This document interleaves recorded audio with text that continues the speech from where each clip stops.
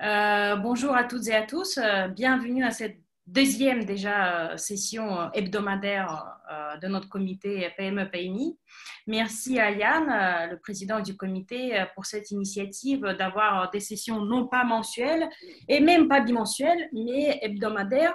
C'est le temps, c'est la pandémie qui nous demande d'être plus en contact avec nos membres.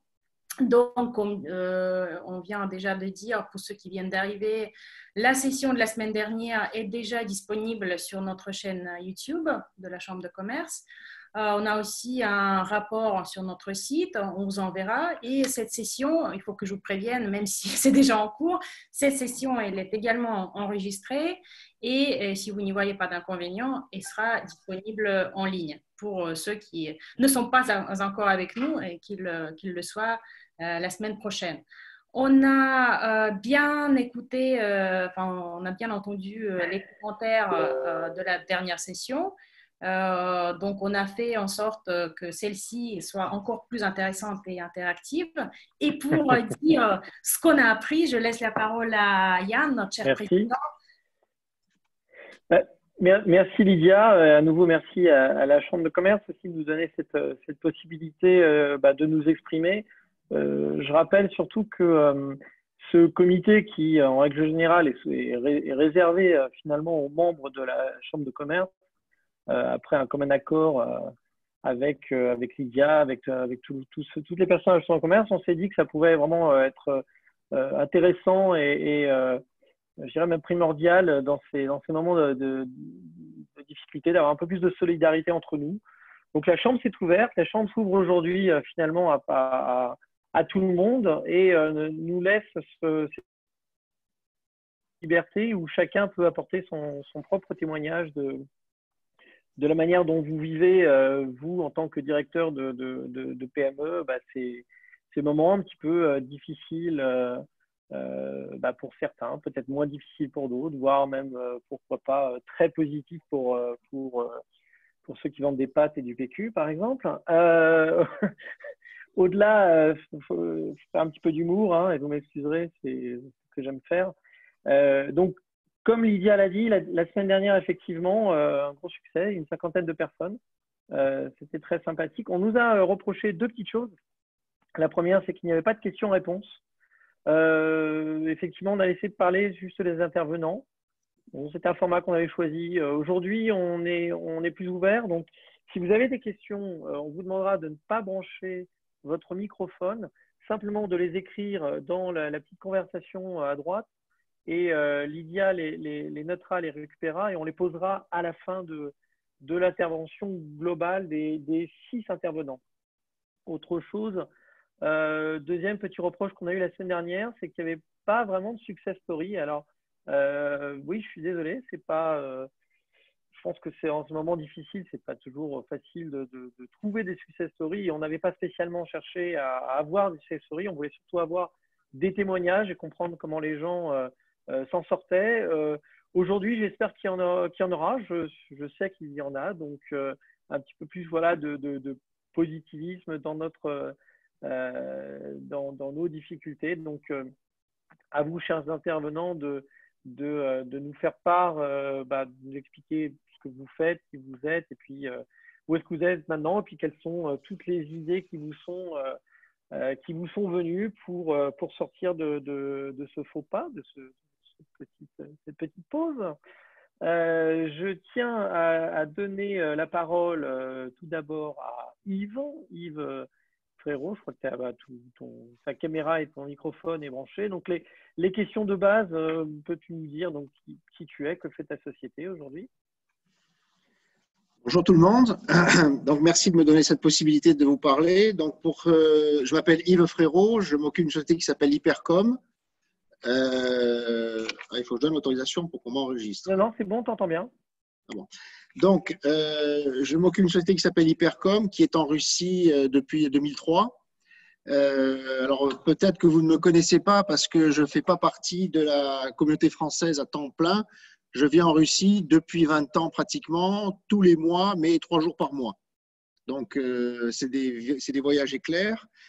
Notre activité aujourd'hui, c'est la pige de l'activité promotionnelle des retailers et en catalogue, c'est-à-dire en imprimé, et aussi sur Internet. Tout ce qu'ils font, toute l'activité des e-commerce et des magasins online.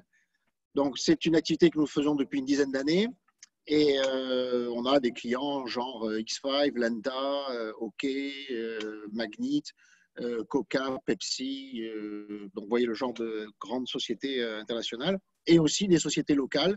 On travaille avec des distributeurs régionaux du côté de l'Oural et avec des petits fournisseurs locaux, genre des producteurs de viande, des producteurs de charcuterie, des choses comme ça. Donc voilà, donc ça c'est pour notre activité. Alors maintenant, pour moi, les conséquences. Voilà, pour moi, le coronavirus, comment je le vis? Alors pour ceux qui ont fait un peu de voile dans leur vie, ben, je le vis un petit peu comme un passage de tempête. Pour moi, c'est pas encore une catastrophe. On n'a pas encore passé le cul par-dessus tête. Mais bon, voilà, c'est un moment où il faut on n'est pas en train de naviguer tranquillement et en train de bronzer. Donc pour moi, ça a démarré il y a 7 semaines. Donc j'en suis à ma 7e semaine de confinement parce que je me suis auto-confiné et j'ai auto-confiné tout mon personnel dans 7 pays, puisqu'on est sur 7 pays. J'ai auto-confiné tout le monde à partir du 8 mars à 21h. Donc le 8 mars à 21h, en fait, j'étais à l'aéroport d'Athènes. Je venais de passer 4 jours à Athènes. Et là, je ne sais pas pourquoi, ça m'a traversé l'esprit. Je me suis dit, il ne faut pas rentrer dans le biais de déni qu'ont fait en fait tous nos dirigeants, qu'ont fait tous les pays les uns derrière les autres. Je me dis, ce truc-là est grave. C'est parce qu'aussi j'ai été contacté par un copain qui habite en Italie et lui, il était vraiment dans la merde. J'étais à l'aéroport, je rentrais de mon week-end à Athènes et il me racontait ce qui se passait en Italie. Je me suis dit, bon, allez, j'attends pas les instructions. Et donc, j'ai autoconfiné 7 pays, 130 personnes à partir du lundi suivant. Alors, on a mis en place des liaisons VPN. Tout le monde est parti travailler à la maison. Donc, en ce moment, ça fait 1 mois et demi que je loue des bureaux vides. Ça fonctionne. Alors, je dois dire que ça fonctionne. Je dois dire que les gens répondent présents. Enfin, ont répondu tous présents. Au début, ils ont un peu fait la gueule, mais parce que j'étais un peu en avance sur les événements. Mais là, tout le monde est bien content. Puis je leur ai dit que s'ils étaient malades, au moins on saura qu'ils n'ont pas respecté le confinement chez eux. Ils ne pourront pas dire que c'est à cause du bureau. Donc voilà, les gens sont plus graves. Je ne sais pas, ils sont plus motivés, etc. Mais en tous les cas, je les trouve plus concentrés. Il y a moins de discussions. Les choses se font relativement bien. Pour le moment, on n'a fait aucun débrayage, on n'a fait aucune mise à pied, on n'a mis personne en vacances, on a licencié personne et on n'a pas bougé les salaires. Combien de temps ça va durer, j'en sais rien, mais pour le moment, ça fait donc, on est mi-avril, pour le moment, on tient le choc. Et comme je vous dis, comme je traite ça un peu comme un passage de grain sur un bateau, et bien en fait, je me dis que si ça dure 2 mois, donc si on va dire que si fin mai, les choses reviennent plus ou moins à la normale en termes de business, je ne dis pas en termes de sortir, faire la fête, mais au moins en termes de business, on a une chance de sortir de ce truc-là sans démater, sans perdre la quille et sans foutre les marins à la baille. Si ça dure 6 mois, je pense qu'on ne survivra pas. Donc en fait, voilà, là pour moi, c'est s'il y a 6 mois de confinement global et plus d'activité commerciale, on sera mort. Si ça dure 2 mois, 2 mois et demi, on a peut-être une chance de survivre. Voilà comment je vois les choses. Alors, ce qui est intéressant, c'est que comme nous, on travaille donc avec des retailers, dans le food, dans le non-food, des spécialistes, on se rend compte que ça fait des années qu'on leur parle du e-commerce, qu'il faut monitorer ce qui se passe sur le e-commerce, sur Internet, et que tout le monde a un peu tendance à nous, pas à nous rire au nez, mais à nous dire « Ah, mais ça, ce qui se passe en France, ça n'arrivera pas chez nous, on a le temps, en Russie, c'est différent et tout ».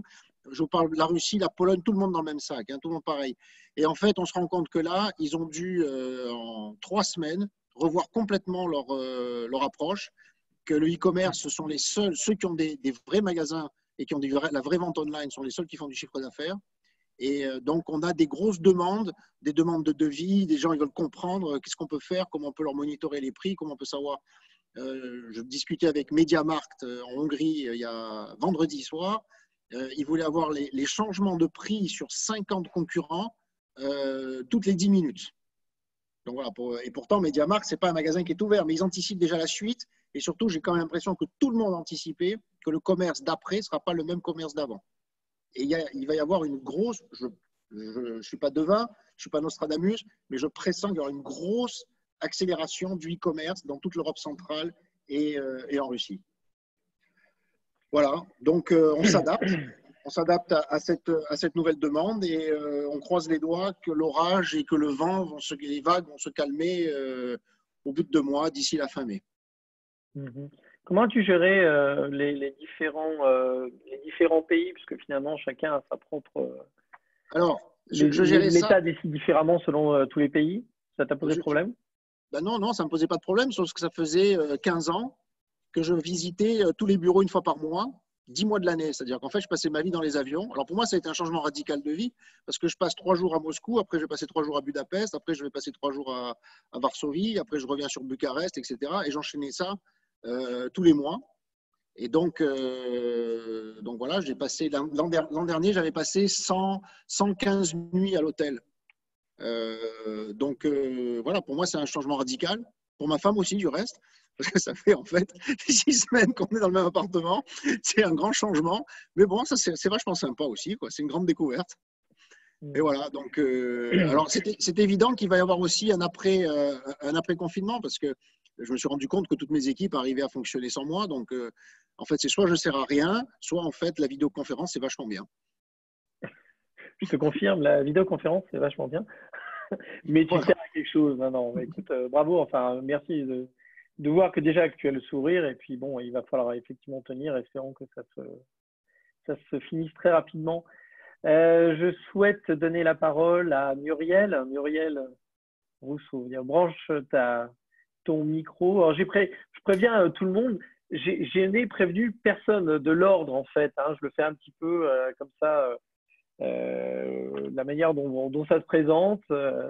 Voilà. Donc Muriel, raconte-nous un petit peu comment tu t'en sors. Alors, moi, j'ai eu une sorte de pré-coronavirus parce qu'il y a 1 an et demi, j'ai eu un méga problème avec mes papiers. J'ai jamais eu de problème en Russie en 27 ans d'administration, mais là, j'ai eu un méga problème. Peut-être précise à tout le monde qui tu es et ce que tu fais, parce que tout le monde te connaît, mais peut-être quelques personnes ne te connaissent pas finalement. Alors, moi, à l'époque, j'étais lieu commun. J'avais une agence de création et de communication.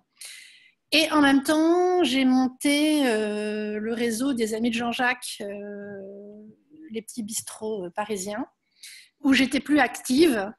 Et juste avant de faire le confinement, on en a ouvert un nouveau. Enfin, on l'a fermé, on l'a réouvert. Et j'ai vécu, je pense, 15 jours schizophrénement parce que je voyais ce qui se passait en France et en même temps, on me disait « mais si, on va ouvrir » et je comprenais que ça allait pas du tout se passer bien. Et c'est pour ça que j'ai fait mes masques, par exemple. Mais en attendant de parler de Jean-Jacques, ce que je voulais vous dire, c'est qu'il y a 1 an et demi, moi, en réalité, j'ai eu une tempête qui s'est tombée sur ma tête. J'ai plus de papier, j'ai perdu ma première société, j'ai des clients qui m'ont piqué mon personnel. Enfin, j'ai tout eu. Toutes les catas, je les ai eues. Et j'étais entre la France et la Russie sans savoir où était ma maison. Et sans savoir où je pourrais vivre 3 mois plus tard. C'était un peu complexe. Et j'ai eu un tel stress à ce moment-là que j'ai compris que je ne pouvais pas rester comme ça. Donc, je suis rentrée à fond dans la méditation, dans les huiles essentielles, dans la phytothérapie, aussi dans la méditation. Ouais, voilà. Et j'ai décidé de recommencer à devenir artiste à 100%. En me disant que le monde, de toute façon, n'allait pas bien, que c'était n'importe quoi, et que la seule façon de me sauver, c'était de retrouver mon art. Et donc, je suis rentrée à fond dans ma peinture, et au fur et à mesure, ça m'a donné des idées, je me suis remise, j'ai enlevé mes peurs avec mes huiles essentielles, je me suis recentrée, j'ai dû perdre 15 kilos, j'ai retrouvé le sommeil, J'ai compris qu'il fallait manger autrement aussi. J'avais plus de temps. Donc, voilà, ce que j'aimerais essayer, c'est de passer un petit message positif. Et surtout dans le confinement, je me suis aperçue que tous ces acquis dans un an et demi m'ont énormément aidée. Et au fur et à mesure, j'espère bientôt monter pour de vrai ma nouvelle société, mais enfin, elle est déjà montée à côté, parce que j'attends mes papiers en juin de mon Vinnagitels. Parce qu'ils m'ont accepté, au bout du compte, on a trouvé où était le problème. Mais j'ai eu Kafka russe et Kafka français dans l'administration de façon méga intense. Voilà. Et je me suis aperçue que ce qui était important, c'était aussi retrouver les valeurs des relations qu'on a avec les gens. C'est sûr que quand on passe quand on est dans des moments très pénibles, c'est-à-dire on ne sait plus où on va, plus d'argent, plus rien, quoi. Il faut se reposer les questions et surtout enlever ce stress épouvantable qui vous prend à la gorge. Voilà. Je crois que ça, c'est hyper important. Et dans le confinement, moi, je vois beaucoup de monde en Zoom ou des personnes qui sont venues me chercher des masques. Et je vois beaucoup de stress. Et je pense que c'est important que les gens restent toujours en communication, pas uniquement pour le boulot, mais aussi pour... il faut voir et entendre les gens qui se sentent pas bien. Moi, j'ai vu des journalistes qui n'étaient pas bien du tout. J'ai vu plein de gens pas bien là en ce moment. Et je pense que c'est très important. Et je vous remercie de faire ce genre de réunion, parce que je pense que c'est important de voir de serrer les coudes un petit peu, non, mais même de voir un petit peu ce que fait tout le monde. On est tous, il y a des énormes, moi je suis une toute petite, mais bon, à mon petit niveau, j'essaye de faire plein de choses. Voilà. Et parallèlement, donc moi j'ai monté Davaï qui, en réalité, je raconte des histoires dans ma peinture. Donc j'ai des gens qui m'achètent mes peintures. Et en même temps, après, j'avais besoin à l'époque, pour me protéger, quand j'étais en pleine peur quand même, hein, j'avais besoin de créer des vêtements qui me protégeraient. Enfin, c'était mon idée un peu fixe d'avoir ma peinture sur moi-même. Voilà. Et c'est parti de cet esprit. Et j'ai lancé des collections, mais vraiment, je me suis autofinancée, j'ai tout lancé moi-même et j'ai fait des tests. Et ça a très bien marché.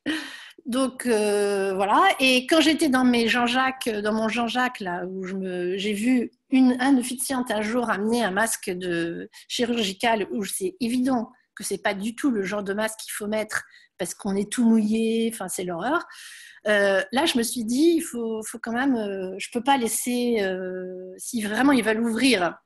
Moi, je suis contre, mais s'ils veulent l'ouvrir, il faut trouver une solution. Et c'est là où j'ai fait mes masques. J'ai appelé mon usine avec laquelle je fais mes vêtements. Et je leur ai demandé est-ce qu'ils faisaient des masques. Ils m'ont dit oui, on a un modèle de l'armée russe. Donc, et j'ai dit je peux faire aussi avec le côté rigolo pour que ce soit pas affreux et que ce soit des masques sympathiques. Et puis voilà, c'est parti comme ça.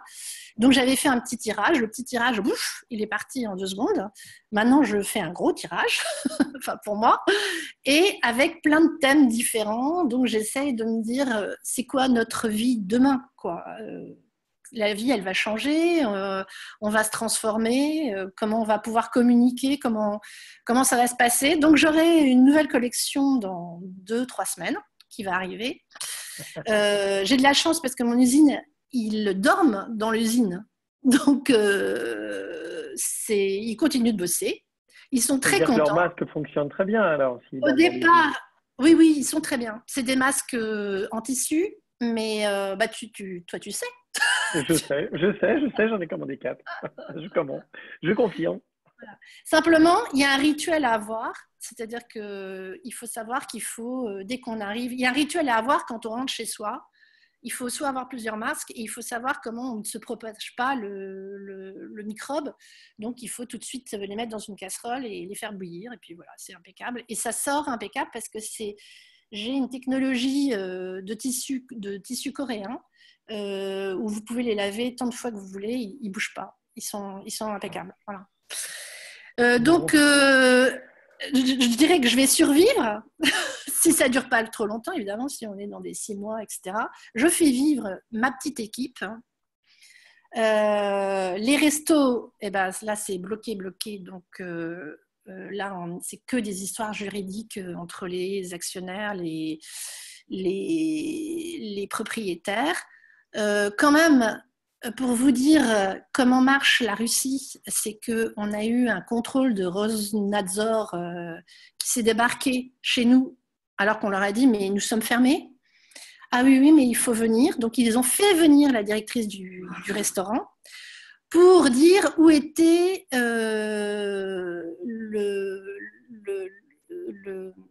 le process antiterroriste. On lui a dit, c'est quoi le process antiterroriste? Et on s'est pris une prune qui équivaut le mois d'une personne chez Jean-Jacques. Voilà. Ça, c'est pour vous dire que la Russie continue d'être toujours la Russie. Et on n'a rien pu faire. Même avec des très bons avocats, etc. Bon, c'est avec... voilà. Donc, les restaurants, pour l'instant, c'est que... Alors là, on va lancer un truc parce qu'on a quand même une très bonne cave à vin. Donc, on va essayer de lancer enfin, bon, là, avec les sommeliers, on a des super sommeliers. Donc, on va lancer la possibilité à des gens comme vous d'acheter des caves, des très bons vins avec des prix très intéressants quand même. Voilà, on essaye d'essayer de garder le maximum des moyens pour garder le personnel. Je pense que ça, c'est hyper important, le personnel. Voilà. Et donc, régulièrement, on travaille, on appelle tout le monde. Moi, je leur fais le côté rigolo, je donne toutes mes recettes de cuisine, je me suis mis un petit potager sur une assiette. Je suis pas très main verte, mais en réalité, là, on a le temps. Donc, je vois mes petits trucs, mes petites semis plantées. On a un autre temps aujourd'hui, donc c'est intéressant de vivre avec cet autre temps. Voilà, et on essaye de désangoisser les gens très, très angoissés, parce qu'il y en a beaucoup. Voilà. Bon, on essaye parmi nous de ne pas être angoissés. En tout cas, merci pour ces informations et on espère que tu pourras rouvrir à nouveau prochainement. Je souhaiterais passer la parole à Thierry, mon petit Thierry. Thierry Sellerin, qui en plus, il faut bien le dire, voilà, et tout le monde va te souhaiter aujourd'hui un joyeux anniversaire pour ta quarantaine, ta fameuse quarantaine. Ouais. Bravo. Comment ça se passe pour toi? Écoute, alors, d'une part, bonjour à tous. Donc, je vois parmi les gens qui nous suivent, il y a beaucoup de connaissances, évidemment. Donc, pour ceux qui ne me connaissent pas, je suis en Russie depuis 2002 et je suis dans la pub depuis 2006. J'ai créé ma première boîte Buzz Factory en 2010. Donc là, on était censé fêter aussi les 10 ans de Buzz Factory. Donc, tout est remis à septembre. Donc, voilà. Donc, j'espère que si en septembre, on s'en sort, organiser une belle grosse soirée pour oublier tout ça. On se prépare, on répète tous les jours. On se prépare. Je tiens au courant. Donc, aujourd'hui, en fait, on a eu une très, très grosse année en 2019. On a fait de loin la meilleure année depuis le début du lancement de Buzz Factory. On était sur une super traîne en fait depuis 2015 où on avait un taux de progression qui était compris entre plus 30 et plus 50% par an. L'année dernière, on a fait plus 47% de progression, donc on a fait vraiment des super chiffres. Et aujourd'hui, on a en fait 5 business units. On a Buzz Factory qui est l'agence dédiée à l'influenceur marketing. Donc, on est dans le top 5 des plus grosses agences dédiées à l'influenceur marketing en Russie. On a lancé l'année dernière Buzz Factory Ukraine. Donc, pareil, notre antenne en Ukraine qui marche, qui a mis un petit peu de temps à démarrer, mais aujourd'hui qui marche bien. Et en fait, assez étonnamment, on a signé sur les 2 dernières semaines quelques gros clients. Je vais revenir sur ça un peu plus tard. On a une troisième unité qui s'appelle Buzz Analytics. Donc, en fait, on fait de la réputation, l'analyse de réputation de marque et transformation de réputation de marque. En gros, on publie des commentaires avec des influenceurs, avec des opinion leaders sur Internet, sur les sites e-retailers, justement pour que la réputation des marques soit pareille, soit parfaite partout, parce qu'aujourd'hui, les gens font de plus en plus attention au rating. Et si une marque a des mauvais ratings, les gens arrêtent d'acheter. Donc, nous, on va dire, on modifie la réputation des marques. Ensuite, une quatrième business unit qui s'appelle Storify, qui est une boîte techno que je suis en train de lancer avec des partenaires français. Et en fait, c'est l'automatisation de l'influenceur marketing. C'est une plateforme qui permet aux marques, on va dire, de gérer en direct leur relation avec les influenceurs. Et la dernière business unit, elle s'appelle WizLove. On vient de la lancer. En fait, on l'a lancée en janvier cette année. Et l'idée, c'est de créer des collaborations entre les marques et les influenceurs. Donc, typiquement, ce qu'on fait, c'est on trouve des petites marques comme j'ai écouté Muriel avec attention.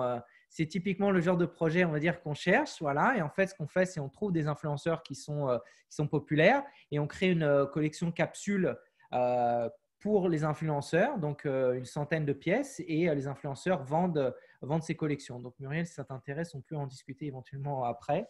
Voilà. Et ça commence à prendre pas mal aussi. Donc, c'est assez intéressant. En ce qui concerne comment se passe la crise, j'ai envie de dire que, il y a trois éléments. Premièrement, qu'est-ce que ça a changé pour nous? Ça n'a pas changé grand-chose en fait pour nous, heureusement, dans le sens que en fait, on est une boîte digitale, donc on est habitué à travailler sur Internet, par ordinateur. Ça fait des années en fait que j'ai aménagé le travail de mes équipes pour qu'elles puissent travailler ou bien de chez eux ou bien au bureau. J'oblige les gens à être au moins 2 jours par semaine au bureau, mais ceux qui veulent peuvent travailler le reste du temps chez eux. Ce qui est bien, parce que c'est un des problèmes que j'avais vu justement quand j'avais travaillé dans d'autres boîtes avant en Russie, c'est que beaucoup d'employés sont très axés, on va dire, sur le format, on va dire, se donner l'impression qu'ils travaillent. Et en fait, le fait de dématérialiser le bureau et de permettre aux gens de travailler chez eux, ça me permet de leur dire de leur donner une obligation de résultat. Je n'ai pas envie de voir comment ils travaillent. S'ils veulent travailler 5 heures par semaine ou 20 heures ou 60 heures, c'est leur problème. Moi, je regarde que le résultat. Et du coup, on était habitué à travailler à distance. Et donc, pour nous, ça n'a en fait strictement rien changé. Donc, on travaille plus en distance, on ne fait plus de Zoom. Voilà, on enchaîne les Zooms toute la journée, ce que j'aime bien d'ailleurs. On enchaîne les Zooms avec nos clients. Donc, il n'y a absolument, en gros, pas de différence, on va dire, en termes de day-to-day avec nous. Je passe 8 à 10 heures par jour devant mon ordinateur à bosser. Donc, on va dire, pas de diminution de travail, pas de réduction des budgets côté client. Donc ça, c'est bien. Et grâce à ça, j'ai mis personne au chômage partiel. Je garde tous mes employés avec salaire à taux plein. Et pour l'instant, je croise les doigts. Alors, encore une fois, il y a le maintenant et il y a le après. Donc là, je parle du maintenant. Maintenant, c'est vraiment business as usual. Donc, ce côté-là, c'est bien. Quelles ont été les difficultés avec cette crise? Alors, évidemment, Marielle a raison, il y a un impact psychologique qui est très important et qui est très fort et qui est très différent d'une personne à une autre. Donc, c'est très important quand on a une équipe, aujourd'hui on a une trentaine sur toutes les différentes business units, c'est d'être sûr et certain que personne n'ait le laissé pour compte. C'est important que chacun se sente part, on va dire, d'une équipe. C'est important que chacun ait du travail. Il y a des gens qui sont plus sociaux, des gens qui sont plus introvertis. Et c'est important de suivre, on va dire, tous ces gens-là pour qu'il n'y ait pas de situation de stress psychologique qui se crée. Donc pour ça, moi, je passe beaucoup de temps à parler avec mes équipes, mais j'oblige aussi mes directeurs à prendre du temps pour parler avec tout le monde pour que chacun passe du temps et la possibilité de s'exprimer s'ils ont besoin. Donc ça, c'est un point qui est important. On a dû changer notre centre de logistique. On avait notre centre de logistique à notre bureau, mais notre bureau a été fermé. Donc on a ouvert un nouveau centre de logistique en dehors de Moscou. Et du coup, on gère tous nos envois On gère à peu près entre 100 et 150 envois de produits aux blogueurs par mois, donc c'est important pour nous d'avoir un centre logistique qui marche. Donc aujourd'hui, on gère ça de l'extérieur de Moscou et ça marche très bien. On utilise IMS et PostRSI qui fonctionnent parfaitement. Donc de ce point-là, il y a vraiment pas d'impact, on va dire. Il n'y a presque pas d'impact sur notre activité. Et la chose un peu positive sur laquelle je voulais peut-être rajouter, parce qu'évidemment, il y a beaucoup de choses négatives en ce moment, c'est qu'en temps de crise, il y a aussi des opportunités. Ce qui se passe, qu'on voit aujourd'hui, c'est qu'évidemment, les gens restent à la maison. Là où avant, les gens peut-être passaient toute la journée à la télé, aujourd'hui, les gens passent toute leur journée sur leur téléphone portable. Le temps moyen d'utilisation du téléphone portable est passé de 3 heures en moyenne par jour à 5 heures 5h40 en moyenne par jour et par utilisateur. Donc, c'est énorme. Et évidemment, les gens sont où? Ils sont sur les réseaux sociaux, ils sont sur les Facebook, sur les Instagram, sur les YouTube. Et ce que les gens consomment principalement aujourd'hui, c'est des contenus, dont les contenus d'influenceurs. Et il y a beaucoup de marques en fait qui veulent profiter du fait que les gens sont chez eux, ils sont captifs pour communiquer avec les influenceurs. Donc du coup, en fait, on a des nouveaux projets qui arrivent. On a signé Unilever la semaine dernière, ce qui est comme un gros morceau pour nous. C'est un des top 5 advertisers en Russie. On a 3-4 projets qui ont été lancés il y a entre une semaine et 15 jours, et des clients qui nous disent, nous, on veut communiquer maintenant. On sait que les gens sont chez eux, on sait que les gens font attention parce qu'ils n'ont que ça à faire, et on veut vraiment profiter, on va dire, de la crise pour communiquer. Donc, de ce côté-là, encore une fois, c'est le maintenant. Je ne parle pas de l'après, de maintenant. Pour nous, il est hyper positif en fait, parce qu'en fait, ce qu'on voit, c'est que beaucoup de budget publicité, en fait, beaucoup de marques ont coupé une partie de leur budget publicitaire. Donc, entre 30 et 40% de leur budget publicitaire ont été fermés, ont été coupés. Mais ce qui s'est passé, ce qui est intéressant, c'est ce qui se passe avec les 60-70% qui restent, qui sont en fait réalloués plus vers le digital. Donc, on a vraiment une digitalisation de la communication qui est assez importante, et le digital est évidemment un canal important, il est devenu encore plus important, et ça va rester après la crise. Donc, troisième point, scénario, on va dire après-crise. Alors, qu'est-ce que c'est l'après-crise? Est-ce que c'est après le confinement ou est-ce que c'est après le rétablissement, on va dire, de l'économie comme elle était l'année dernière? Ça, c'est deux choses qui sont un petit peu différentes, on va dire.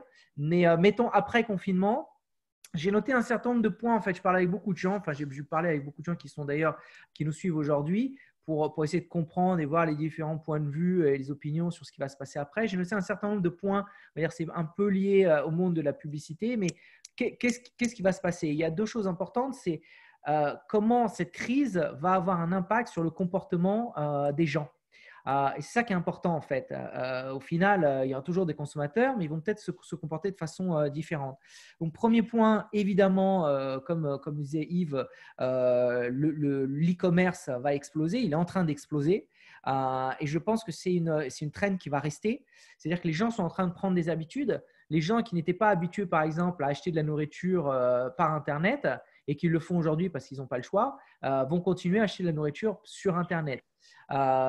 J'ai eu plusieurs cas, je ne mentionnerai pas, mais de boîtes qui ont tout juste lancé leur e-commerce, et en fait, elles voient des chiffres chaque semaine, ils augmentent de 100, 200, 300% le taux de vente dans l'e-commerce. Donc ça, c'est une tendance lourde et qui va rester, je pense, après la crise, parce que les gens prennent des habitudes. Deuxième point, évidemment, on sait, ce n'est pas une surprise, qu'il y aura des difficultés financières après la crise. Les gens auront moins d'argent. Alors, ils auront moins d'argent pendant combien de temps, ça, on ne sait pas. Mais comme ils auront moins d'argent, on s'attend à plusieurs choses. D'une part, c'est une ultra-rationalisation des achats. Là où avant, les gens pouvaient acheter sur un coup de cœur, je pense que les gens vont être beaucoup plus attentifs. Ils vont beaucoup plus rechercher sur Internet ceux qui peuvent justement offrir le meilleur prix. Là où avant encore les gens déjà étaient très axés sur les skits, ça va être d'autant plus le cas après la crise. Et les gens vont acheter, on va dire, avec des prix psychologiques. Plus les skitteries sont importantes, plus elles achèteront. Je pense qu'il y aura aussi une partie plus importante des revenus qui seront affectés à l'achat de nourriture. Encore une fois, je pense que beaucoup de gens vont perdre leur travail. Beaucoup de entreprises seront obligées de baisser les salaires. Donc, on va dire la part du salaire, du revenu qui sera dédié à la nourriture sera beaucoup plus importante.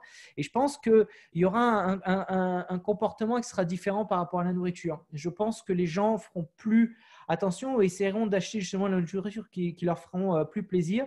Donc, je vois que Axel Nagui est là. Je pense qu'il en parlera tout à l'heure. Prochain, justement. Voilà. Tu fais bien la transition, bravo. Il en parlera. On va y arriver. Voilà, donc voilà. Et je pense encore deux choses, c'est que les gens vont faire plus de sport, mais plus de sport, plus de jogging, plus de vélo et sortiront moins au restaurant. Je pense que les gens resteront plus chez eux. Je pense que les restaurants mettront quand même beaucoup de temps à rouvrir et je ne serais pas étonné que 50% des restaurants qui existaient avant la crise ne puissent pas rouvrir après la crise. Voilà, donc ça c'est en termes de comportement et en termes de ce en quoi on va dire ça va impacter le monde de la publicité. D'une part, je pense que les marques vont être beaucoup plus héroïstes dans leur approche, c'est-à-dire que là où les marques on va dire, investissaient quand même beaucoup dans leur image. Demain, elles vont investir uniquement dans les canaux qui leur permettront de gérer les ventes. Donc, encore une fois, il y aura vraiment une vraie relation entre l'e-commerce et la communication. Et ça, je le vois vraiment se renforcer. Je vois aussi une digitalisation importante des marques. Dans ce sens que aujourd'hui, il y a beaucoup de choses qui sont faites à la main, qui peuvent très bien être automatisées. Et je vois, on va dire, évoluer le monde, on va dire, de la publicité. Avant, c'était, on va dire, un monde de conseil. Donc, avant tout, le rôle d'un publicitaire, c'était de conseiller les clients. Demain, le rôle de l'agence, ça sera de fournir aux clients les bonnes technologies. Donc, on change ce concept fondamental de la publicité. Et demain, on va dire, les experts de la com seront des experts de la technologie liée à la com. Donc, ça, je le vois venir. Et les agences qui vont cartonner seront les agences qui ont créé leurs propres instruments et qui arriveront à développer leurs propres instruments. Et enfin, pour terminer, je dirais que l'importance de l'analytics qui aujourd'hui est important. Demain, ça sera tout. Donc, je pense que les clients feront beaucoup plus d'analyse de ce qu'ils font. Ils voudront avoir des résultats beaucoup plus poussés et être certains. Enfin, dire le futur de la pub, c'est j'ai investi X sur une personne en particulier parce que je sais que cette personne en particulier va me générer combien de chiffre d'affaires. Et on va avoir une approche hyper rationnelle, hyper technique. Et au final, ce sera une publicité qui sera, on va dire, moins fun qu'elle a été dans le passé, mais beaucoup plus effective pour les marques.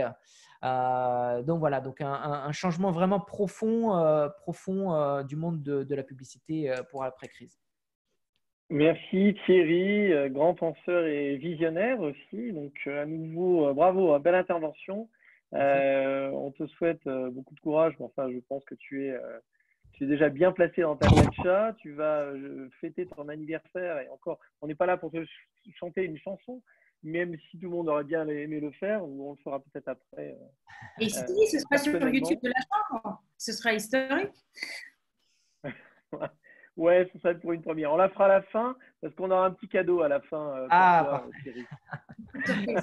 Merci. En tout cas, encore une fois, merci. Donc, tu parlais de digital et on a bu tes paroles. Mais je voudrais revenir sur le petit truc qui était la nourriture et qui nous tient tous à cœur. Tu as lancé la balle à Axel. Axel, veux-tu la récupérer et nous parler un petit peu effectivement de ta petite entreprise? Et puis nous dire d'abord ce que tu fais et puis nous raconter un petit peu les conséquences du Covid sur ton travail. Voilà, bonjour à tous, je m'appelle Axel Nagy, donc co-directeur de la société Le Père Nagy. C'est une société en fait qui a été créée en janvier 2019 et où on commence à commercialiser nos produits depuis avril 2019. Donc ce mois-ci, c'était en fait notre premier anniversaire. Nous, on fait que des anniversaires en ce moment, c'est incroyable. Bon anniversaire. Merci. On va dire que nous, le Covid, c'est pas la partie la plus difficile parce que janvier, février sont pour la bouffe, on va dire, des mois qui sont catastrophiques. Donc c'est vrai que quand fin février, début mars, le Covid est arrivé, pour nous, ça a été on va dire que ça a été le début du tunnel en se disant, bon, ben voilà, la trésor, il n'y en a quasiment plus, peut-être tout va être fermé, tous nos petits clients ferment, plus personne ne passe de commande. Enfin bref, ça a été plutôt assez catastrophique. Mais en fait, heureusement, on avait, dès fin 2019, commencé justement à essayer de trouver des nouveaux canaux de distribution, notamment sur la digitalisation. On avait notamment contacté Outcanos. Bon, on n'est toujours pas chez eux, mais en tout cas, on avait commencé. On avait surtout commencé à comprendre comment fonctionnait le système. On avait commencé à communiquer aussi avec plusieurs grosses entreprises comme Metro, Perry-Christophe, Couseville. On a commencé de la copromo. On a lancé un partenariat de copromo avec LVMH sur du whisky qui devait commencer en avril et qui a commencé en avril, même si les résultats ne sont pas géniaux. Mais voilà, on avait commencé à, on va dire, à trouver des nouveaux moyens de distribution. Et donc, ça a plutôt correctement fonctionné, vu qu'on commence à travailler avec Couseville depuis maintenant une grosse dizaine de jours. Et on va dire que dès le premier week-end, le succès était énorme, parce qu'on a vendu des dizaines de produits dès le premier jour. Ce qui fait qu'on va normalement passer à plus de 150 magasins la semaine prochaine. Mais la difficulté en fait du Covid, c'est de s'organiser en fait dans la distribution, parce qu'énormément de distributeurs sont fermés, parce qu'il faut être présent à la production tous les jours. Et donc, ça veut dire des autorisations pour mon personnel, etc. Et voilà, c'est de se remettre en question, on va dire, tous les jours pour organiser. Mais voilà, on est plutôt confiant et plutôt satisfait des résultats pour le moment. Tu as eu des soucis pour obtenir justement les laissez-passer Tu peux partager un peu ton expérience, peut-être ça intéresse certaines personnes. J'ai l'avantage de gérer l'entreprise avec ma conjointe qui est russe, donc sur tout ce qui est paperasse, c'est elle qui s'en occupe. On a un contact à la mairie qui nous a pas mal aidé.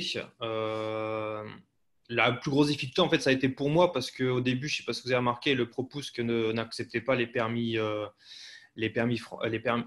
passeports étrangers, parce qu'on a des lettres sur nos passeports. Donc, on a fait le pari de mettre des zéros. Et bien sûr, dès le premier jour, je me suis fait arrêter plusieurs fois. Et en fait, j'ai l'impression que les policiers russes ne savaient pas trop comment ça fonctionnait. Et du moment qu'ils voyaient qu'on était en règle, ils nous ont laissé passer. Non, pas plus de difficultés. C'est surtout pour se faire distribuer, surtout les matières premières où c'est galère, où il y a des retards, où là, je sais que je suis en galère de graisse de canard, par exemple, c'est avec un canetail, mais j'attends 100 kilos pour demain, j'espère les avoir, sinon ça va être un peu compliqué. Voilà, tout est plus compliqué, on va dire. Tout est plus dans le détail, le piment d'Espelette, par exemple. Là, ouais, j'espère normalement en avoir à la fin du mois, mais ça, c'est pareil, c'est des choses qui n'existent pas ici, et que vu qu'il n'y a quasiment plus de transport international, on est dépendant. On va dire qu'il me reste 2 semaines, ça va. J'ai un peu de stock pour 2 semaines. Bon, écoute, en tout cas, merci de ton témoignage, merci de nous nourrir nos bouches aussi.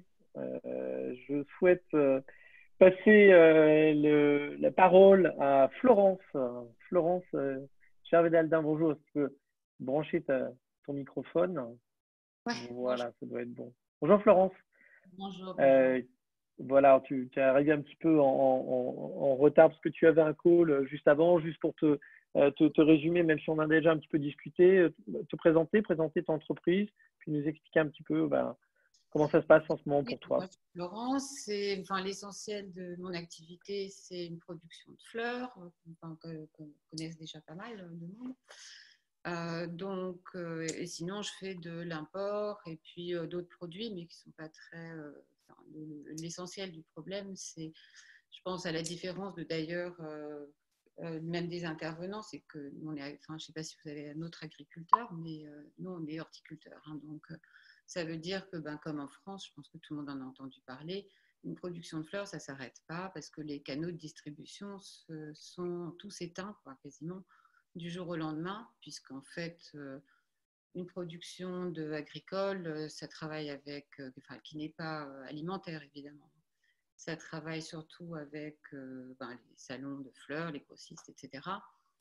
Et du jour au lendemain, en fait, les 3/4 des salons ont été obligés de fermer, soit parce qu'ils ont parce qu'ils n'ont pas forcément tous le relais Internet, hein, qui fait qu'ils peuvent continuer leur activité.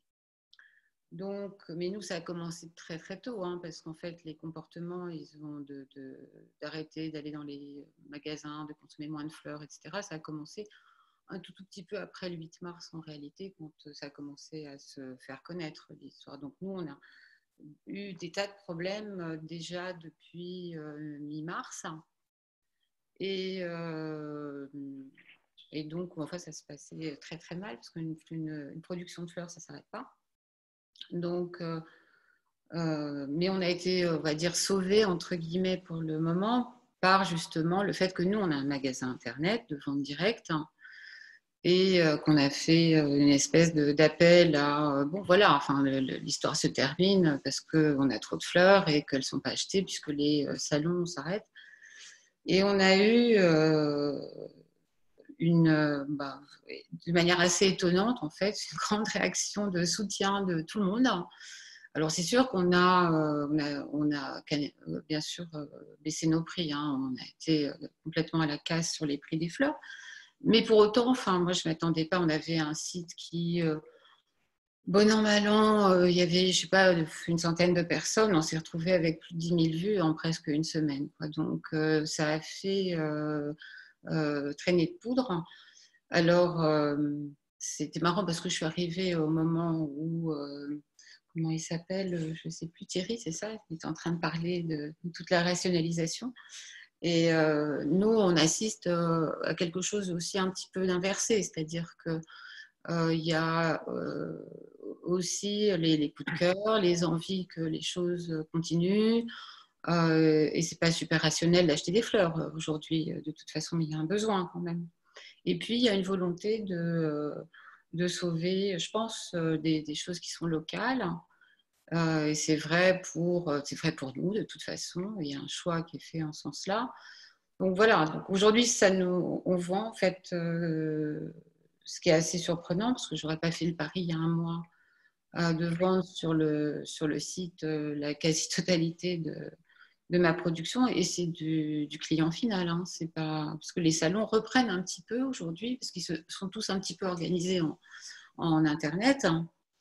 Mais c'est assez faiblard encore, hein. Même s'il y a une demande, même s'il y a des fleurs qui viennent toujours de Hollande, il y a des camions qui arrivent, mais bon, il n'y a pas énormément de produits, et il n'y a pas non plus une demande délirante. Maintenant, combien de temps ça va durer, j'en sais rien. La réalité, c'est que c'est à partir du mois d'avril que les gens n'auront plus d'argent, puisque les 3/4 des gens sont envoyés en vacances sans salaire. Donc, je pense qu'à partir du mois de mai, il va déjà y avoir certains changements, en tout cas. C'est ce que, voilà. Moi, comment je vois les choses. Hein.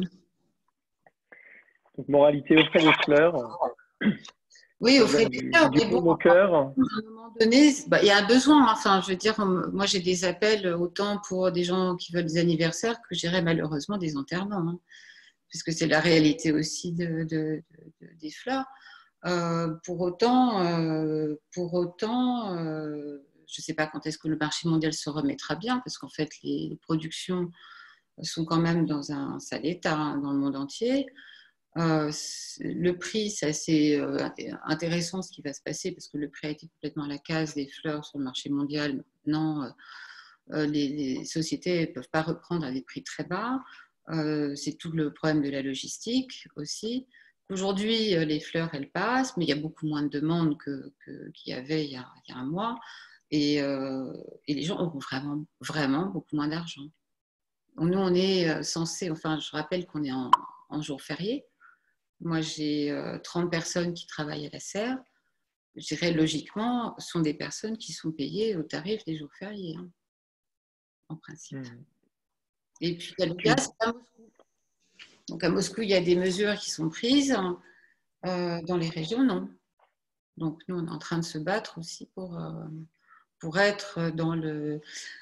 dans la liste des sociétés qui souffrent de ça. Enfin, pas que moi, mais c'est vrai que j'ai un peu de chance de pouvoir être encore sur Internet. Mais bon, dans l'absolu, toutes les productions de fleurs de Russie, ce qui est d'ailleurs un paradoxe, hein, parce que la Russie importe, mais de toute façon, il y a quand même aujourd'hui les productions de roses russes jettent tout. Et ça, c'est... Voilà. C'est bien dommage. En tout cas, ce que je vous propose… C'est la réalité en France aussi, c'est une catastrophe. Ouais. Je propose aux intervenants peut-être de mettre aussi votre site internet dans la petite conversation à droite. On est là pour tous un petit peu s'entraider et autant commander des fleurs, commander des rillettes ou voilà, et tous les services qu'on propose. Et on voit aussi, Florence, bah justement, il y a Grégory qui a demandé pour le site internet que j'ai mis. Et on peut aussi, sur la vidéo YouTube, puisqu'on est filmé, Charles-Henri et Florence, on avait déjà prévenu tout le monde. On mettra aussi vos sites dans les commentaires de la vidéo sur la chaîne YouTube. Donc, n'hésitez pas à nous les envoyer. Enfin, Merci Lydia. Juste pour info, je ne sais pas ce que ça va donner. La Sberbank a fait comment dirais-je, un projet de petit business versus gros business avec des questions à poser, où on a dû faire une vidéo où ils m'ont demandé de faire un truc et on a fait une vidéo pour expliquer et poser des questions au gros business. Je pense que dans les questions qu'il y avait, alors c'est pas sorti encore, hein, c'est en train de se faire, donc je ne sais pas comment ce sera, mais c'est assez intéressant comme projet. Mais d'une manière générale, et c'est peut-être une façon aussi de sauver des entreprises. Moi, j'ai clairement posé la question de comment on vend son business, quoi. Si on arrive à sortir un peu, mais qu'il faille un peu plus d'investissement. Enfin, bon, c'est aussi l'occasion de se poser des questions de comment on peut vendre en l'état. Mais je dirais, nous, en fait, pour moi, c'est une option de sortie aussi. Je pense que c'est intéressant de pouvoir trouver comment, finalement, si on voulait vendre son business aujourd'hui, enfin, je ne pense pas que à moi, mais quelque chose qui a été construit, où il y a une expertise, etc. Mais comment on fait pour trouver en fait les gens qui pourraient être intéressés? Parce que de toute façon, c'est vrai que ce sera un moment où des affaires vont se faire. Enfin, celui qui va trouver la bonne affaire pas trop chère, celui qui va sauver son business et qui est prêt à sacrifier un truc. Enfin, ça me paraît normal. Dans des situations comme la nôtre, enfin, nous, c'est simple, on arrête, c'est mort. C'est-à-dire que de quelque chose, ça vaut zéro, quoi. C'est peut-être un axe, effectivement, pour la chambre de commerce, peut-être à réfléchir. Il y en a pas mal, je pense, de petites choses comme ça qui peuvent être intéressantes pour donner des mises en relation. Je souhaite passer la parole à notre avocat qui habituellement est en voyage entre la France et la Russie. Et là, il a réussi à rester confiné en France, sûrement parce qu'il y a sa famille. Charles-Henri, tu es disponible maintenant. Pour ceux qui ne te connaissent pas, tiens, branche ton micro déjà. Pour ceux qui ne te connaissent pas, je te propose de te présenter. Alors, merci Yann. Oui, je suis en effet confiné à Paris en famille. Voilà, je devais rentrer à Moscou le 16 mars et je me suis dit que j'allais me retrouver en quarantaine à Moscou, donc tout seul dans mon appartement sans la famille et ensuite confiné. Donc voilà, j'ai préféré rester avec femme et enfants. Donc je suis avocat. J'ai créé mon cabinet en 2012. À Moscou et à Paris, qui s'appelle RS, un des deux associés à créer le cabinet. Aujourd'hui, on a un peu grossi, on doit être une petite vingtaine, 19 à Moscou, et un peu près la même chose, un peu moins, 15 à Paris. Donc, j'interviens sur des transactions franco-russes, des particuliers ou pour des entreprises. Alors, pour reprendre ce que disait Florence, c'est vrai qu'il va y avoir, à mon avis, un certain nombre d'opportunités en sortie de crise, il vaut mieux être à mon avis du côté acheteur et du côté vendeur. Parce que comme tu faisais remarquer, Florence, du côté vendeur, j'ai peur qu'il y ait beaucoup de ventes qui se réalisent pour des mauvaises raisons. Enfin, pour des mauvaises raisons, parce qu'il n'y a plus de cash, il n'y a plus de trésorerie, il n'y a plus de visibilité, bref, il n'y a plus de motivation peut-être. Donc, à mon avis, les ventes risquent de se faire à la baisse côté vendeur. Donc, évidemment, côté acheteur, ça va être, il peut y avoir quelques opportunités. Une mauvaise blague circule parmi les avocats qu'il faut se spécialiser aujourd'hui ou dans le divorce ou dans les faillites pour envisager la sortie de crise. Enfin, la sortie du confinement. Je fais ni l'un ni l'autre. Donc moi, je me suis retrouvé confiné à Paris. Alors j'avais dès début mars mis tout le monde en travail à distance, et à Paris et à Moscou. Alors je ne suis pas dans une activité où c'est très grave, puisqu'à partir du moment où on a un ordinateur et une bonne connexion Internet, on a accès à toutes nos bases de données, à nos emails, nos clients. Enfin voilà, donc on peut travailler à peu près sereinement. Ce qui est le cas, j'ai eu assez peur au début que tous les projets soient arrêtés. Et j'étais assez étonné de voir que les projets, y compris les gros projets qui commençaient ou qui allaient voir le jour en Russie, ont été maintenus pour plusieurs de mes clients. D'ailleurs, c'était quasiment les seuls maintenus dans le monde, qui montre qu'il y a quand même un intérêt pour la Russie. Alors, c'est beaucoup dans l'agroalimentaire, mais donc il y a un vrai intérêt pour la Russie de continuer des projets. Ce sont des projets qui sont en cours, des projets d'usine, des projets d'investissement, des projets d'acquisition. Ces projets-là sont maintenus. J'ai même un client qui m'a appelé parce qu'ils envisagent déjà de la sortie et donc peut-être de faire des acquisitions en Russie. Donc ça, c'est un côté positif auquel je ne m'y attendais pas forcément. Moi, je m'attendais plutôt au contraire à ce que les projets s'arrêtent les uns après les autres. Donc ça, c'est plutôt positif. Et ensuite, on a énormément de travail d'information, ou plutôt de désinformation. Par exemple, tu disais tout à l'heure qu'aujourd'hui, on est obligé de payer tout le monde comme des jours fériés. Le président russe a employé un terme qui n'existe pas dans la loi. Ce sont des nerabochny. Ça n'existe pas en fait. Soit il y a des jours fériés, soit il y a des jours chômés, mais il n'y a pas de jours non travaillés. Donc en fait, on a un régime juridique qui n'existe pas. Nos clients nous demandent en permanence qu'est-ce qu'on peut faire, qu'est-ce qu'on ne peut pas faire. Évidemment, on n'a aucun recul, puisque c'est la première fois que ça arrive, c'est la première fois que c'est décidé. Donc, le ministère du Travail n'a pas la moindre idée de savoir de quoi il s'agit. Bref, personne ne sait exactement.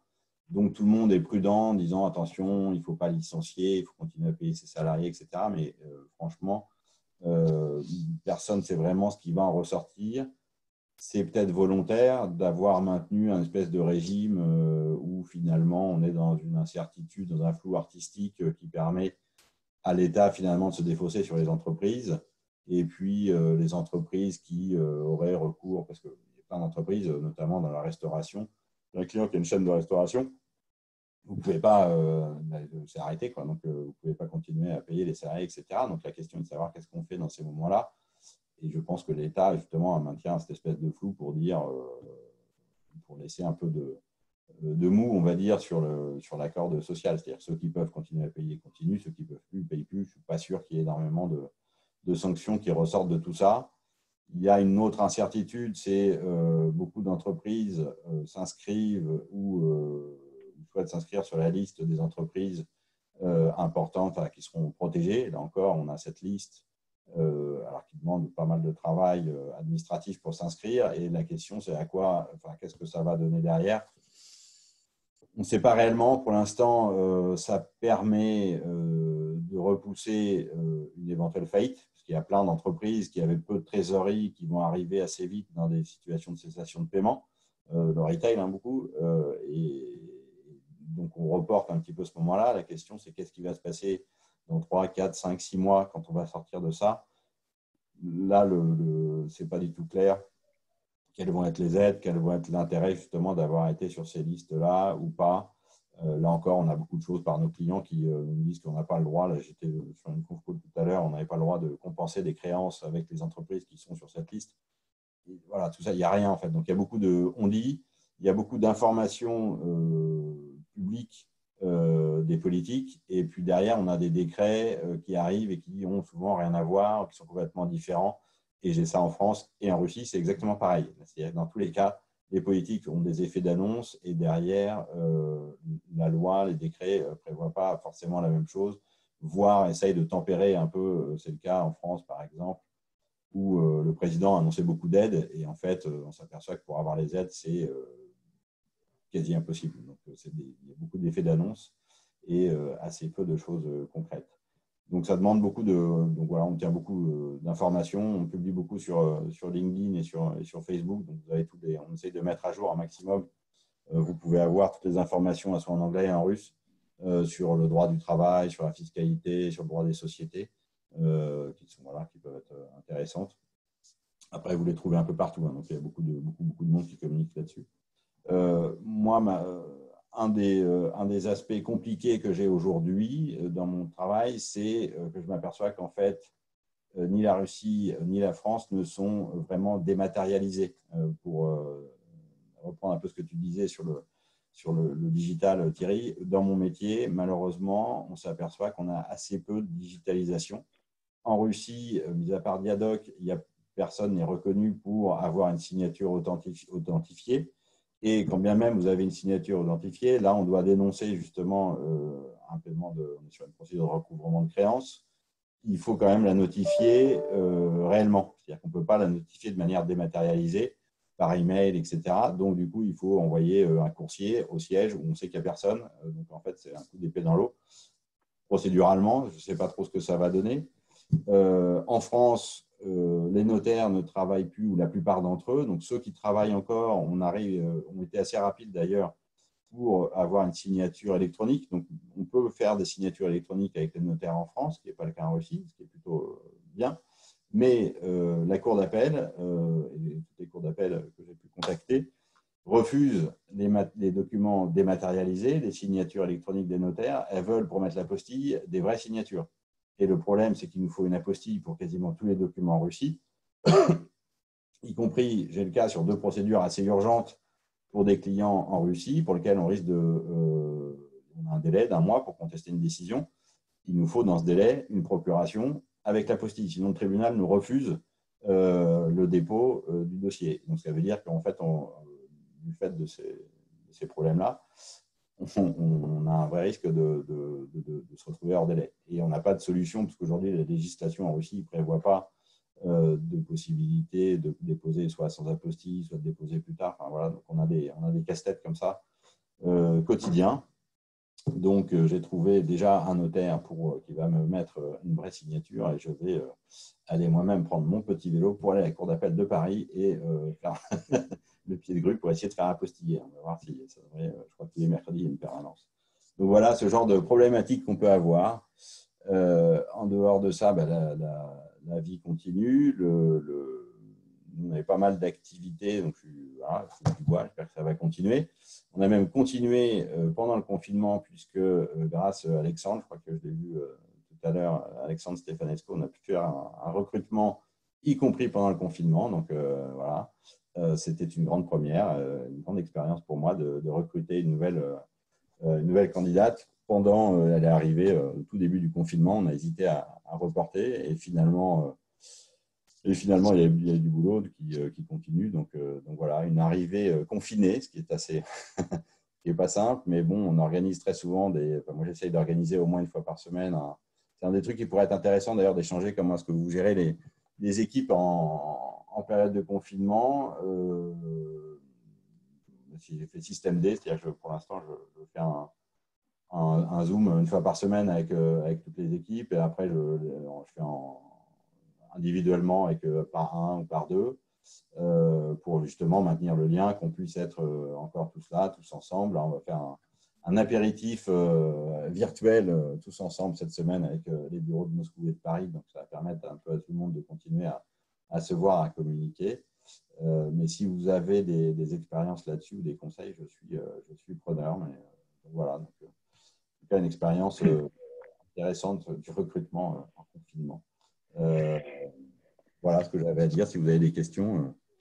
Il va y en avoir, effectivement. Il y a des... Merci, Kelty Andreas. Très, très intéressant. Il y a eu, entre-temps, effectivement, un certain nombre de questions. Je voudrais donner la parole à Axel. On nous demande, je pense que tout le monde lit sur le groupe, est-il encore possible aujourd'hui de livrer en Russie? S'il y a des problématiques, laquelle? Je ne sais pas si Florence ou même Muriel, vous pouvez avoir votre petit mot à dire là-dessus. Je ne sais pas. Axel, d'abord, toi qui es peut-être plus sur le sujet, les livraisons à Moscou. C'est même encore plus simple qu'avant. Bah, pour ma part, en tout cas, pas de bouchons. Voilà, c'est plus fluide, c'est plus rapide. Je sais que je travaille avec Grand Laitier en ce moment. Je sais pas, ils arrivent à faire une vingtaine de livraisons par jour, alors qu'avant, si tu arrives à en faire 7 ou 8, c'est le grand max. Donc, un peu plus compliqué à cause du Covid, où il y a plus de normes de sécurité. Quand j'étais chez Bérou livré moi-même ou chez Foucault-Ville, ouais, c'est un peu plus compliqué parce qu'il y a plus de protocoles, les gants, le masque, les gens sont un peu plus de distance, etc. Mais à part ça, je trouve que livraison à domicile, c'est même encore plus simple. Enfin, pour moi. Et au niveau du propousse, enfin du laisser-passer, tu disais au début tu avais des difficultés, maintenant quoi, ils vérifient moins, tu sens qu'il y a moins de tension? Moi, en fait, mardi, j'ai été contrôlé 3 fois. Mercredi, 1 fois. Et depuis, je les vois même plus. Pour faire simple. Dans le quartier où on était, le mercredi matin, on avait un flic qui se baladait partout, qui m'a même arrêté. C'est là que je me suis fait arrêter quand je suis prendre un café au McDo. Voilà, il a arrêté tout le monde dans la rue pour vérifier les propos. Parce qu'en fait, ils ont fait peur mardi, mercredi, et depuis, il n'y a plus personne. Ils arrêtent au compte-gouttes, mais c'est juste pour dire on est encore là. Mais voilà, la plupart du temps, quand je suis sur le casso que je les vois, ils sont avec leur téléphone à discuter entre eux, ils n'arrêtent plus personne. Je crois qu'en réalité, moi j'ai fait 200 livraisons là, les dernières semaines, mais avec quelqu'un qui était en voiture. C'est vrai qu'il n'y avait rien, il y a pas de, tout est fait en 2 secondes. Et mon gars, en plus, il avait son masque avec un super cake rigolo, donc les gens ont adoré. Voilà. Mais aujourd'hui, je pense que ça va être un peu plus compliqué. Il faut avoir des propulses par rapport à sa société. Enfin bon, il y a plusieurs choses qui vont changer. Je crois aussi par rapport à sa voiture, au numéro de sa voiture qui dorénavant, avec des caméras, associeront en fait le fait que l'on bouge et ils verront le numéro de la plaque et si on n'est pas autorisé, on peut se prendre une amende. Je crois que c'est arrivé. C'est ça en fait. En fait, on a des propouses qui sont valables pendant moi, qui est valable jusqu'à la fin du mois et qui dit en fait où je dois me présenter par rapport à mon boulot, où j'habite et quel véhicule j'ai. Et en gros, à chaque fois, je me fais arrêter sur le chemin du boulot avec cette voiture, donc je n'ai pas été embêté. Si je dois livrer, par exemple, Foucault-Ville ou Azbuka, bon, ce n'est pas moi qui le fais parce que j'ai transporteur, mais si je dois y aller, j'ai des documents. En fait, Foucault-Ville, par exemple, m'a fait un laissez-passer qui explique que si je me fais arrêter quelque part autre, je suis représentant, distributeur de Foucault-Ville et qu'en gros, j'ai le droit de me déplacer parce que si je ne me déplace pas, il n'y a plus à bouffer. Donc, ça aide aussi un peu pour moi. Mais je pense que... Florence, éventuellement, peut-être une info, je ne sais pas, sur la livraison. Nous, on a dû tout reconstruire parce qu'en fait, on travaillait en livraison avec GetTaxi depuis Moscou. Donc maintenant, on ne travaille plus depuis Moscou parce qu'on ne peut pas être dans l'entrepôt dans lequel on était, faire des bouquets. Enfin, tout ça, c'est un peu trop compliqué. Donc, on livre en fait des fleurs directement de la serre. Et nous, on n'a aucun problème. En fait, on a enregistré 2 voitures, voilà, et avec des propos jusqu'à la fin du mois. Et voilà, ça se passe comme ça maintenant. Il y avait une question à l'attention de Charles-Henri. Je ne sais pas si tu arrives à lire les questions. As-tu des retours de TPE et PME qui ont demandé des crédits de trésorerie, des barrières ou des pistes à donner? Ouais, question de Nicolas. Nicolas. Alors en Russie, TPE, PME qui ont demandé des crédits de trésorerie, non. J'ai pas d'expérience. En France, oui, puisqu'il y a eu le prêt garanti par l'État qui a été mis en place. et qui marche assez bien. C'est assez simple, hein. Vous pouvez emprunter 25% de votre chiffre d'affaires sans aucun frais de dossier. C'est garanti par l'État, donc ça se demande auprès de votre banque et ça se met en place assez facilement. Et c'est un taux de 0,25%. Donc ça fonctionne plutôt pas mal. Ce qu'il y a également en France qui peut en intéresser peut-être certains, c'est que la plupart des banques offrent des moratoires sur les remboursements d'intérêts, sur les remboursements d'emprunts perso, notamment immobiliers. Donc, s'il y en a un certain nombre qui en ont, si ce n'est pas déjà le cas, vous pouvez voir avec votre banque. En général, ils ne posent pas de problème pour différer. Hein. Ce n'est pas annulé, mais ils vont reporter de 3, 4, 5, 6 mois le remboursement des emprunts immobiliers. En Russie, je n'ai pas de retour là-dessus et des crédits et trésors TPE, PME, pour l'instant, assez peu. Il n'y a pas vraiment d'aide d'État, mais je ne sais pas si vous avez des retours, des expériences sur le sujet. Je pense que je ne suis pas parmi nos intervenants. Sinon, la semaine prochaine, on tâchera d'avoir peut-être quelqu'un qui est un peu plus lié à la banque, qui pourra sûrement nous apporter un certain nombre d'informations. Même chose sur une des questions sur l'axe. Alors, France-Russie, France-Biélorussie, France-Kazakhstan, sont des capacités de transport. Je ne sais pas si l'un de nos intervenants a la possibilité de répondre sur ça. Sinon, on passera sur la fin de ce témoignage. Personne. Écoutez, dire sur les capacités, sur les capacités, c'est via la Biélorussie, je veux dire, les fleurs, elles passent. Hein. Donc, depuis la Hollande, ça se passe pas mal quand même. Il y a plus un problème de trouver, des deux côtés, parce qu'il y a moins de fournisseurs et puis il y a moins de clients. Mais en tout cas, les camions de fleurs, ils arrivent. Hein. Donc, ça se passe même visiblement pas trop mal. Bon, très bien. Florence, et justement, je voulais peut-être sur l'aspect banque, on a comme idée d'inviter la Rosebank qui ont donné l'accord de principe. Il s'agit juste de trouver un intervenant qui puisse nous présenter, pas en russe ni en anglais, mais en français. Mais l'accord de principe, il est là. Et je ne sais pas si Maria Bunos de France Group Biélorussie nous entend. Je vois bien qu'elle est sur le chat. Peut-être Maria pourra compléter sur l'aspect Biélorussie. Et je vois que le micro est coupé, mais bon, peut-être plus tard. Bon, très bien. Alors, si on a fini sur cette intervention, voilà, je voulais d'abord remercier. Un petit truc, Yann, si je pouvais me permettre. En fait, c'est un petit détail aussi que je n'ai pas mis en avant, mais l'État russe quand même aide un petit peu, mine de rien. On a quand même une petite baisse de charges sociales sur les salaires qui n'est pas négligeable. Moi, je suis une toute petite société, donc ça ne me fait pas grand-chose de différence.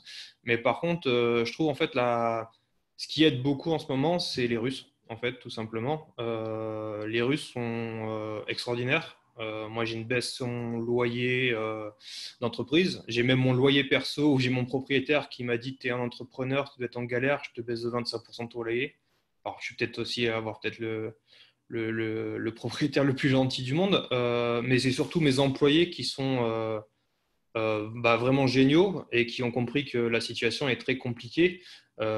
Qui sont très contents de garder leur boulot et qui travaillent 2 ou 3 fois plus dur qu'avant. Moi, j'ai mon ami qui travaille même le samedi gratuitement. Voilà. Et je pense qu'on a peut-être aussi un peu mal de chance d'être en Russie parce qu'on a des gens qui sont très ouverts et voilà. Et je pense que c'est aussi une aide qu'il n'y a peut-être pas forcément dans d'autres pays comme en France. Et c'est peut-être ça aussi qui permet d'y arriver plus facilement en Russie.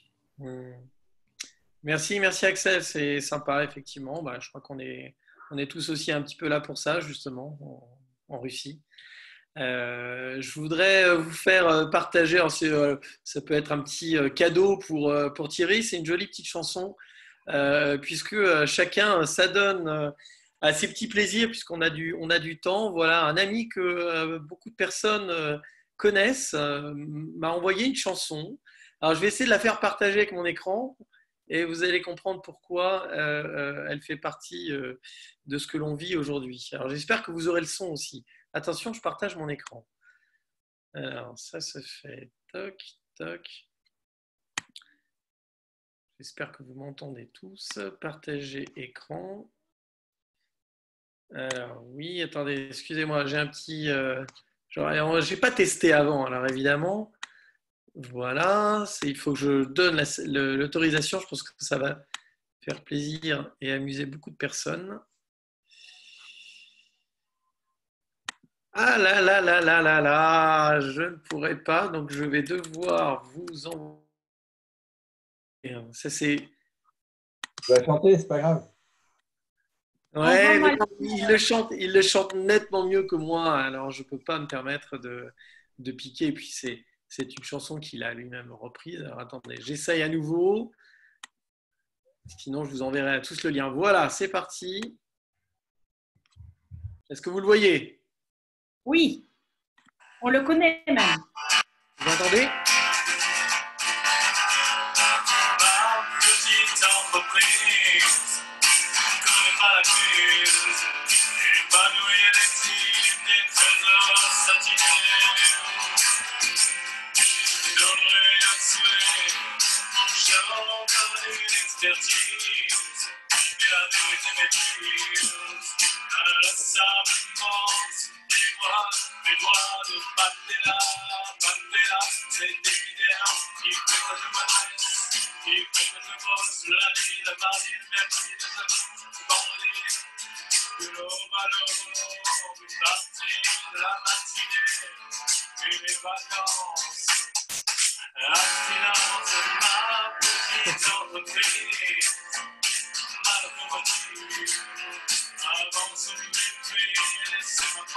Voilà, c'était ma petite entreprise, ne connaît pas la crise.